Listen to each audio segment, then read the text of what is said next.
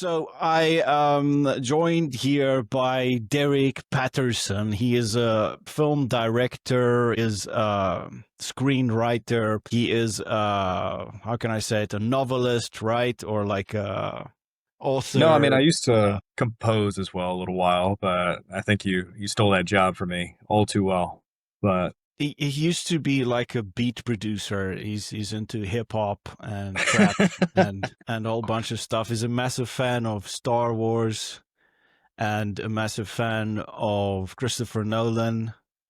But let me just hand it over to him so he can introduce himself, more properly, yeah, and you give you got the some film details that school I don't know about. you got the film school check boxes all there, man. You're just missing the Pulp Fiction poster. But otherwise, man, no, I've been working in the field of film for about 8 years now. Uh About to strike age 25, but since middle school, really picked up the camera and worked with my friends and my colleagues at the time. And it wasn't until that last year of high school where I was either joining the military and or going to college and pursuing the thing I loved. And since then in college, we've had a huge, tight community in DC. We're really trying to bring fiction film to the District of Columbia. And right now, it's a lot of documentary work, which has its own presence and place in the area. But there's a lot of room for narrative fiction, and it's exactly what we're doing. But met around some 2 years ago now, which is insane to say. We worked on two films together since then: Time Alone, Fear and Sadness, as well as what we're going to be mentioning today, Where's Edgar? And two totally different films, but Where's Edgar? I think it really kind of challenged us a lot of ways. If you want to speak on that around it, it's pretty wild how it struck us. All right, so I know the one film I'll say is a little bit more lighthearted, and I'd say maybe a bit more actually on the sad side of things. Is quite interesting. The visuals are like really, like, I'd say, joyful and kind of full of life and color and all of that. And then what's kind of unfolding on the stories is kind of like this isolation and this fear and, like, sadness. And then the other one is like way different category, right? I guess you'd say it's like a thriller slash in the Yeah, direction of horror, or like more like a it was all psychological. definitely psychological thriller. At times we were worried we were pinching ourselves too tight when it came to a genre, right? And a lot of my work, I mean, I like to have horror elements, right? I grew up on genre, and John Carpenter was always, in the back of my mind in any project that I've worked on, even Time Alone, no matter how lighthearted or sad it may be. It's an inspiration that lives with you, right? And I think when it came to this, I was a little too worried for a while about it being a horror picture, especially in the edit. But honestly, it wasn't until we started working together and we saw kind of like the depth that we could add when it came to it. It's a psychological thriller, right? And the whole film takes place within his head. So not only from a cinematography standpoint, we tried to execute that incredibly well, but we wanted to do that in the score, and I think you did that incredibly well. One scene that comes to mind is when Claire and Edgar are talking for the first time, and you got this displacement, right? Obviously, she's this woman that's spoken in dialogue to be perceived as dead, but all of a sudden she's talking from the ground, and they're both having this dueling conversation that's very subtle. You don't quite know what's going on, but you feel the weight of emotion there. So it's like this. I got to commend you for it. I mean, it's this fine line and this juggling act that you got to pull off just right. And I think you found it. I mean, it was pretty incredible to see the process play out. Awesome. So I think we could actually have a look at one of the scenes, like the scene you just mentioned. I think that's a good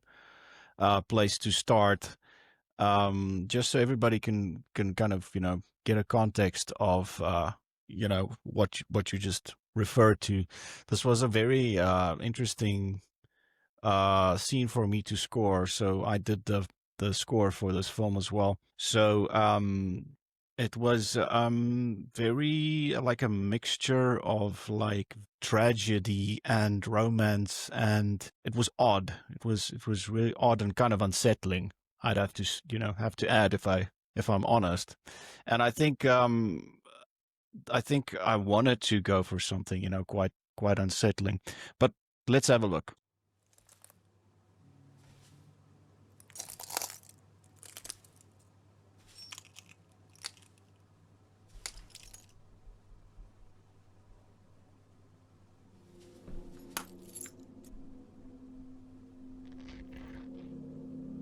I'll find him. I promise.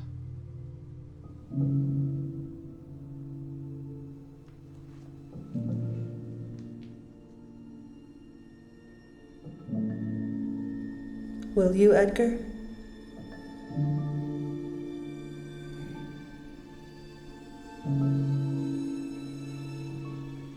Where have you looked this time? He's in this house, Claire. Our home. I never intended for any of this. Yet your consequences leave us to rot.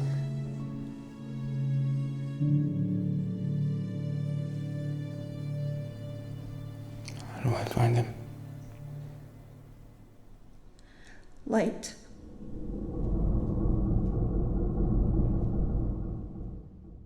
That's some, creepy, like spine chilling vibes that you're getting there. So tell me a bit more about the idea behind this. How did you get to this specific idea? Was it you who wrote the script? Did somebody else write it? The Yeah. idea of, this person laying on the floor that's not there, but she's still speaking, which is kind of weird. I've never seen something like that. Well, really, I mean, it got inspired. Well, first, the filming kind of wanted to take more of an experimental approach, right? We knew from the very beginning that we wanted the film to be mostly completely in his head, right? And for the rest of the story, it's as the audience continues to watch that it turns into the use of metaphors, symbols, everything that through the story to finally break us into reality at the end of the picture, and you get your fine twist ending there. But it was really, this scene was very like Sam Raimi inspired. I mean, like I don't know, I just remember being in front of the computer writing, and just this idea of like, I know she's dead, but I mean, what if she starts to like speak from the ground? But the thing is, it's like, have it be something weighty, have something that brings it back to this character and his faults, his own tragedy, if you will. And there's a lot of moments where like, you can perceive the ending of the story being the real version of this character, while one that we're following throughout is, if you will, the good, the angel in your shoulder and the devil in your shoulder, good versus evil. And this is this character trying to come to grips with what he's done and trying to understand why he's done it. And it's full of questions. It's full of and that's one reason I think I love the score very much there, and just the scene I think comes together very well for a lot of metaphors and symbols that people don't quite understand, with it being relatively early in the film. Um, it still has a weight to it, and I think that's why people are engaged to it, and they're curious about hopefully what those metaphors and symbols mean when it carries on throughout the story. But it was important to have a weight there because obviously Claire means a lot to Edgar, and we see how it impacts the rest of the story. Yeah, that's really interesting. I think the traveling like into like the internal world of a character to that extent is really something that was done very well in like a metaphoric way. Yet it kind of felt physical as well. It felt like it was like that was his reality. The way that I experienced it when I watched it. It's almost like that's his perspective on things. Did you intend to uh, go for a more ethereal quality, or did you want it to be like convincing, like this is his perspective on things. This is like truth according to him. We definitely wanted to blend, give that uncanny feel that through the cinematography and a lot of exaggeration at points. So, I mean, when that comes to production design and everything being in his head, unless you're a madman that really truly believes that a ghost or your wife's murder somewhere in the house. It's you probably wouldn't have mirrors placed every crook and cranny of this house. And in the living room, we decorate the entire space to give off that quality. So in production design, we did that. Cinematography as well, when it came to just like these blasts of light coming into the house. And we definitely sell it in the opening scene of the film. But we wanted to give that ethereal vibe, but also have audiences questioning. It's like, could this be real?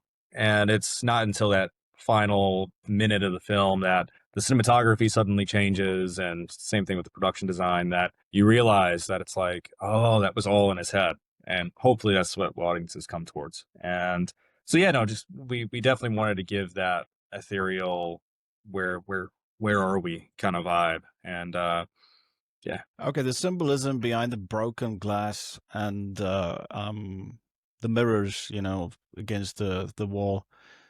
That was quite interesting. What was the meaning behind the whole theme of, like mirrors, as this, story kind of starts out with him staring into a mirror? What does that mean, in terms of The mirrors, I was worried for a while that they might come off not gimmicky, but the audience might get it by the end of the story. Well, not get it, but more predictable. I thought it would be they would realize at the end of the picture that yeah, it was him that, spoiler, had killed his wife, and it was all a metaphor and symbol for the self reflection that he's going through, and him trying to bring the truth to light, which eventually the candles and the fire come into it. But the mirrors all throughout is he can't escape his own shadow, but on the same side of that coin, it's him digging deeper into himself to come to grips with what he's done. And that's that I'm really proud of how we use production design and how we incorporated it as a key element throughout the story that was constantly changing as well. It's not only the character that's going through these beats, but the environment of the house as well. So yeah. the whole story plays out in this, kind of like desolate house, that is, basically empty. There's nobody there except him.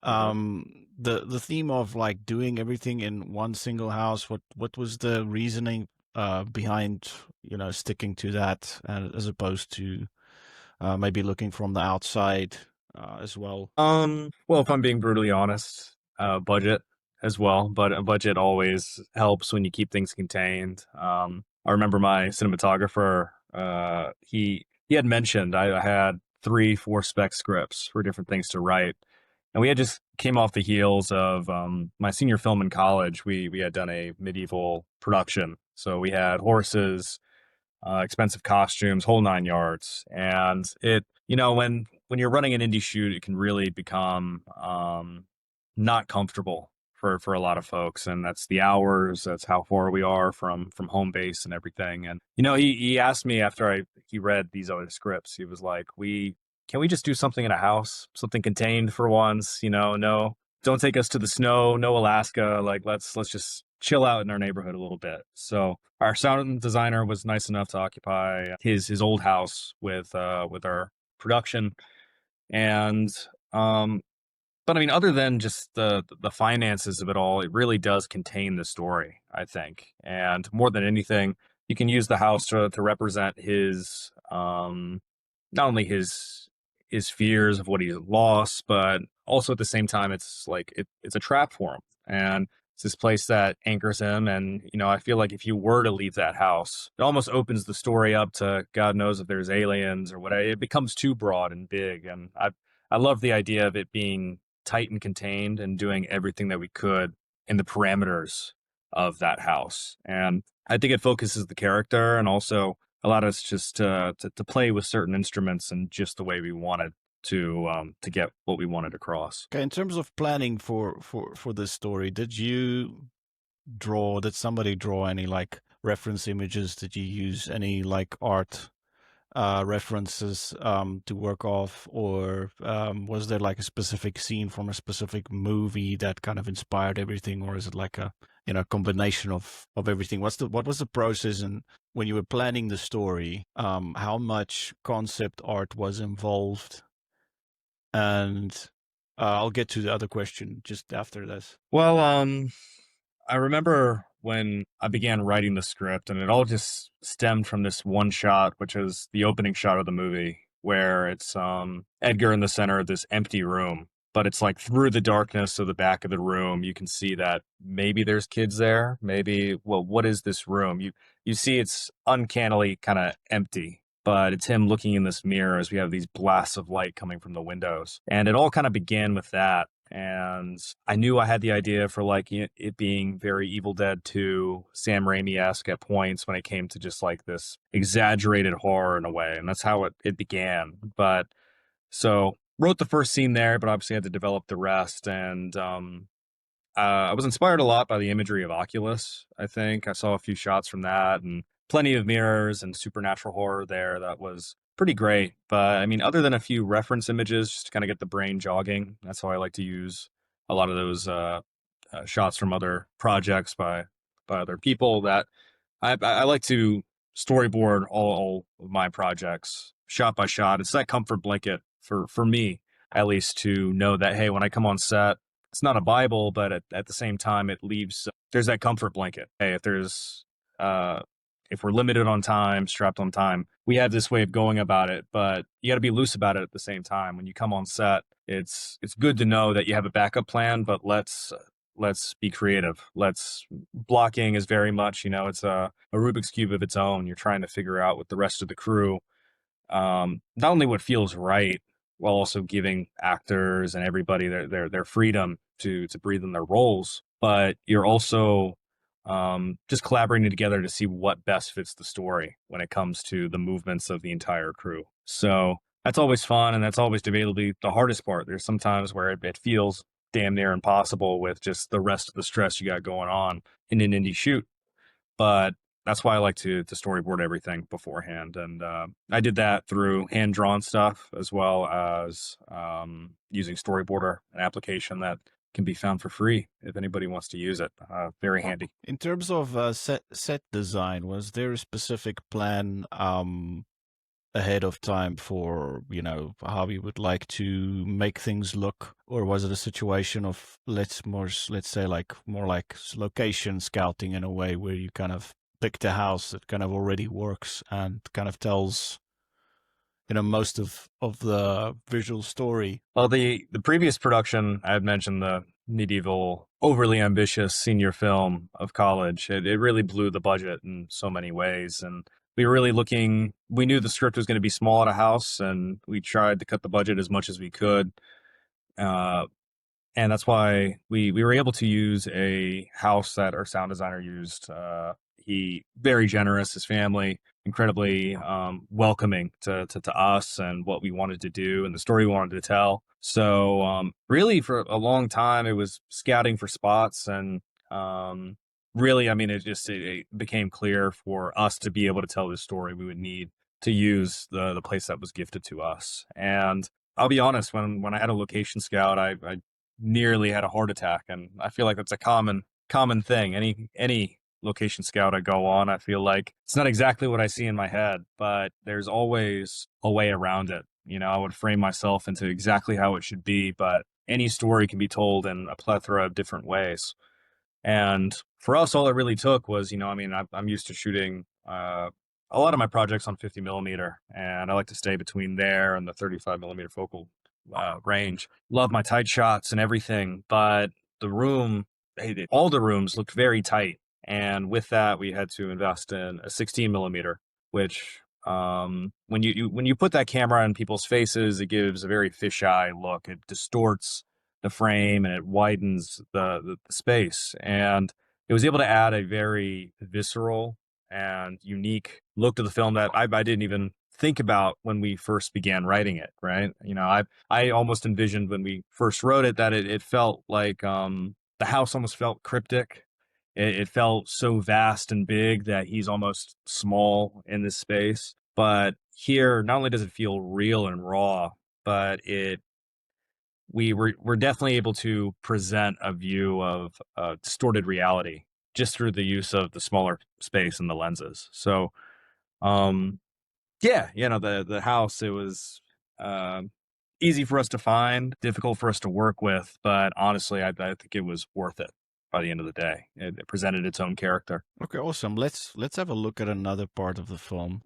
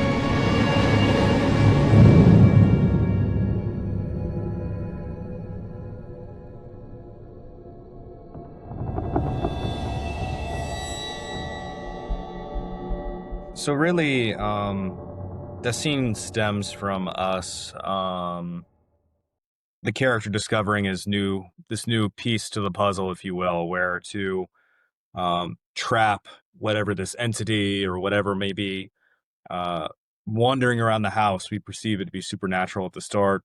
That he has to corner it with fire, right? And fire, to us in the screenplay, really symbolized truth, a metaphor for truth, and bringing darkness to light. And what I really love about that scene is it stems from it just being a montage of him setting candles all across this house to us unfolding further kind of secrets as to why this may have happened or who else might be at play in this.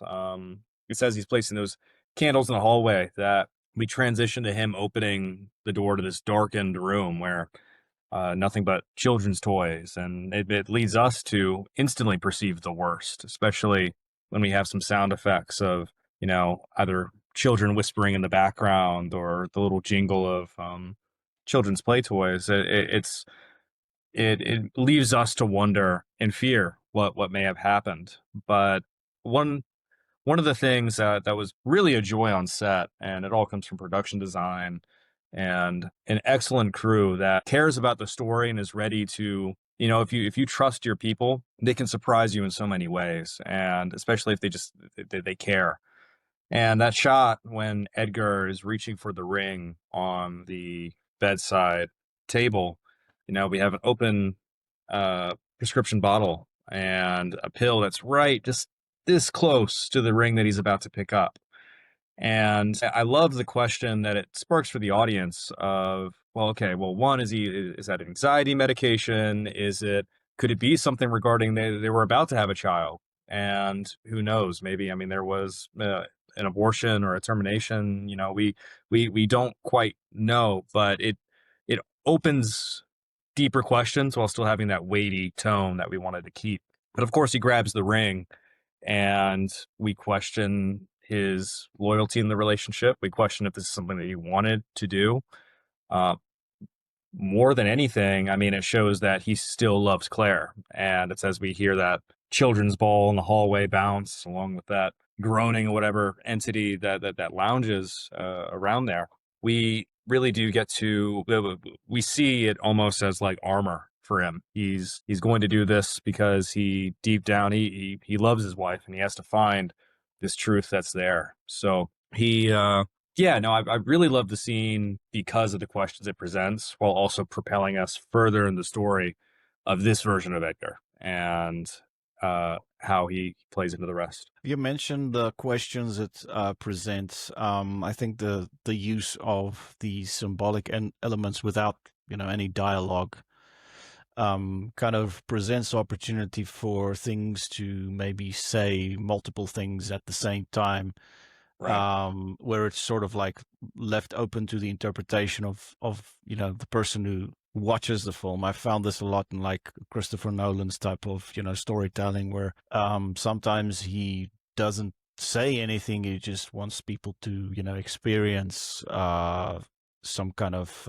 emotion, and there's not really like anything solid that he was necessarily planning for. I Yeah. can't think of a specific example, but where he says like you don't have to understand it, you could just feel it. Was that something that, I think from my perspective, it looked like you drew a lot of inspiration from that type of abstract, I'd say, like. I didn't take inspiration from like the line itself, but now that you mention it, I mean, that's, we really have a lot of art today, and that leads you from checkpoint A to checkpoint B. And it's not, a lot of spoon feeding is in that process. A lot of expectations are made by the audience, and most of the time it's people catering to those expectations. Here I really enjoyed the idea of it being purely experimental. There's, well, what makes it tough about the short format is you don't have enough time with Edgar to really cement into his conflict completely. But the thing is, we can feel the weight of that conflict, and I really enjoyed the use of presenting these big questions, and we have a finite answer by the end of the film. We know in gory fashion of exactly what transpired. But I wanted to make a film where you nudge the guy right next to you in the audience when it's all finished, and you're like, "What did you perceive that to mean? How did it lead all up to this?" And maybe you watch it a second time, and you're able to pick out different ways it could have played out. But it's I love that ambiguity while also having a finite answer at the end of the day. It leaves room for the imagination, but at the same time, it's a toy box of its own. So, yeah, no, I quite enjoyed it. So I've got a very easy question for you that I think wouldn't be very deep in terms of, let's say, meaning, but Oh it boy. obviously carries like symbolic, very powerful meaning, but more just like from a practical standpoint. Those candles, are they real candles, or are they? I was not sure because I saw real candles, but I was wondering if you were maybe using like those with the device that just moves with the lights that's shining. What was the Yeah. planning behind it, and how did you go about that? Well, very tight with my sound out designer whose parents lent us the house, and that was the big thing they were worried about in the script as well. They were like, this truly is a fire hazard. They've seen how quick sets can be. But we and I didn't know how to feel about it for a little while. I didn't know if we would have to use visual effects or anything along those lines. Probably would have been the cheaper route, honestly, in hindsight. But what we did is, for close-ups, we used real candles, and for everything else filtered in the background, we invested in these candles that had like a moving wick. So pretty much the wick itself would move side to side to give that visual. But we always knew that if it was played out in the distance, we like to have kind of cheat in the background when you can, when the audience should be looking in the foreground. I always had that analogy that, if the audience is, and same thing goes for continuity, right? If the audience is looking for a person's jacket is suddenly zipped up, obviously negate that if you can on set. But if they are really pinching in on these tiny things that sometimes we focus too hard on, maybe they're not focused on what really matters, right? And that goes to, are the story beats working, are the performances working? All of that has to be in sync, and most of the time they won't realize. And here for the candles, we knew as long as we played it off in the distance, we'd be just fine. So I'm glad it turned out that way, because for a while in pre-production, I was very worried about it, but it In all terms worked of out. production, pre-production timeline and the post-production timeline, which one was heavier? I feel like it's always post-production, just with us being indie. Pre-production, I'll be honest, I put a heavy focus on as well. But for a short like this, stems from like a month and a half, 2 months. A lot of that really is finance raising and us trying to um, really just get everything that we need with the limited resources that we have. Post production, it's similar, but it's more just like the labor that we have attached, right? It's different when you have say 8 sound designers or a team of editors all working together. But for me, I like to edit my own work quite a bit, and here I wanted to challenge myself in that department. So uh, I can slam and edit, but at the same time, it's like you want to sit with it for a while, make sure all the pieces are working. But then same thing with sound design, I mean, it's an intense process, especially with ADR, Foley, everything. Even sorting out all the footage can be intense in its own right. But it's when you have a team that it becomes significantly easier. And for us, we really are kind of a ragtag team that we get the people that love to do what we want to do, and we go all in on it. So post production does take a while, just because of the people that we have available, but I know that when we take the time on it, it usually turns out pretty great, and we're all very happy. We all have creative input and have our own fingerprint on exactly what this thing can be versus getting lost in the shuffle. So um yeah, post production always intense, always super intense. Throughout this whole process, pre and post, what were the highlights and the lowlights? The good parts and the bad parts. Maybe the good parts on set, and maybe the bad parts where, let's say, you had something in mind, but it changed, or there was maybe a timing constraint or something like Yeah. that, etc. I think the high moments are always just when you've got the set ready, you're surprised by how great the set is, you're working together on time, and everyone's being creative in their own right. There's no stress. Everything's going just fine. And you wrap up, you have craft services ready to give everyone a great meal, and everyone's happy, everyone's going well. Maybe get a glass of wine while you're at it because everything's going so perfectly. But it's really when time is uh, counting down that it gets really tough. You hear about the greats like Roger Deakins looking outside for cinematography, and if it wasn't an overcast day for 1917, you'd just be like, "All right, guys, we're not shooting today," right? Because they have that luxury, they have that budget. For us, not only working with other people's schedules, but we're also really trying to um, work it in a tight amount of days. Here we had 3 days, I believe, to shoot the entire picture. And when we have 3 people working production design and having to work out of like 3 cars, it can quickly become stressful when we're not it's not we weren't making our days, but more it's just like we're cramming those days with as much as we possibly can. And it really came down to the final scene of the film. Man, I mean, we shot, I remember it was on set, we were calling it like the 2 minute drill for every single shot. We were like, and there was a lot going on. We had to change from this artificial world that we've constructed to making it look like reality. So it's like, hey, take the mirrors out, make it look like a normal living room, turn the fireplace exactly what it was, take the candles out, and add the real blood puddle, make sure Edgar looks completely different. We were calling it the 2 minute drill because literally we were counting the minutes until sunrise came up. And it was we just knew we were very limited on time, but it that introduced its own high note when we got that last shot. And as soon as we knew we had it in the can, it was like the second or third take. And we have a lot of moving parts. We had like this dolly motion, character turning at the right time, as well as this flashlight revealing the atrocity that he's kind of become. And uh, it it hit so well on set. And when everybody knew they had it, it was just a sigh of relief. And everyone knew they had it. So everyone was laughing, enjoying the final moments as the sun rose. And that was great. And all of a sudden it started snowing out of nowhere. I believe it was in April, May. We were in the mountains and it became snowing at sunrise. And we were like, what a magic moment. So cool.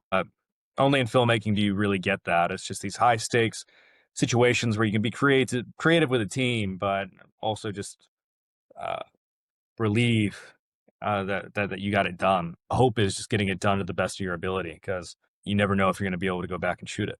So I've noticed, seeing some people work on set and working on like documentary style, like reality TV things, that those people don't really sleep a lot, if at all. And I used to work with a film composer whose studio used to be like Insomnia Studios, and I myself, when I do work on a score, I don't really actually notice how much I do sleep myself at times. But right. while you're on set, I think specifically that area, how much sleep do the people get? Or is it just like, you just plow through, get as much done? It's a tight schedule, honestly, but we try our best to set up shooting days for people to at least get their 8 hours. It's usually if we're not making our dates or we know we have to adjust things around, the very least people are going to get 6 hours. But I you quickly realize that if people aren't getting their sleep, if they're not fed, it's a morale thing, right? You really want everybody to be locked in and doing what they love to do in a place of comfort. And I learned that all throughout college when we'd have, instead of say 3 or 4 days to shoot, we'd only have two, and bring up that medieval one quite a bit. But I mean, we whole 9 yards, trekking across forests and horses and all that, and you quickly see how people can become stressed, and you can't really have that on a set, especially when it comes to us just wanting to be at our best form with the limited resources we have. So I like to keep 6 hours for the crew, and make it work. Okay. Um, what do you enjoy the most about filmmaking as a craft? Really, I think it's the only art form where, I mean, possibly in a band it could be similar, but it's nice to know that I have an appreciation for music. I have a appreciation for production design. Anything. The main reason why I direct is I have an appreciation for all these different departments, but it's being able to bring everyone cohesively together and have everybody that's great in what they do, and something that they're all passionate about, and bonded in a way that creates a cohesive picture. I think it's great to work with people that are truly passionate, people that truly love what they do, and it often opens up a box of curiosities. I mean, you don't know what you were once writing can totally change to be something greater, and that doesn't only come from performance or changing the screenplay entirely, right? I mean, the screenplay is really just something that you base the story off of. It's constantly changing, and whatever you take, even if you shoot a script page for page, word for word, you can take it into the edit and make it the most David Lynch thing you can see, right?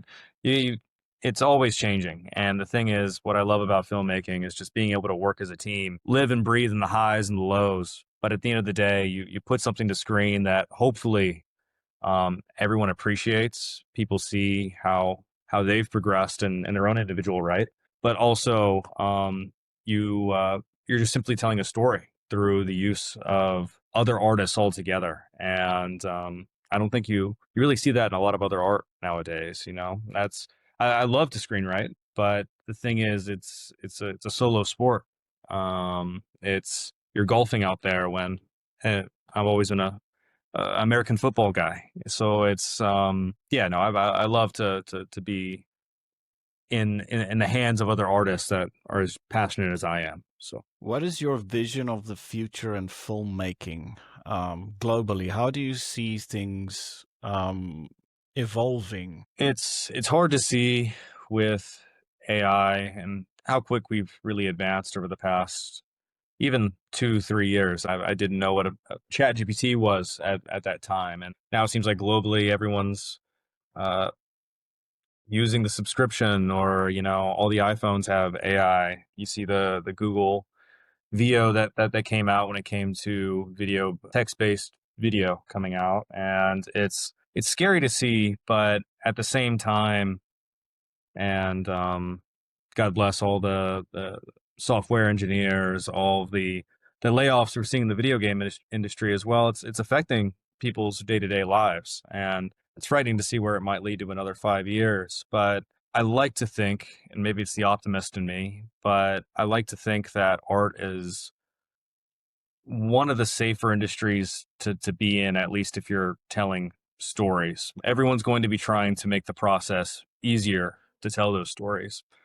You see the jump between film and digital, and before that, it was practical effects to CGI.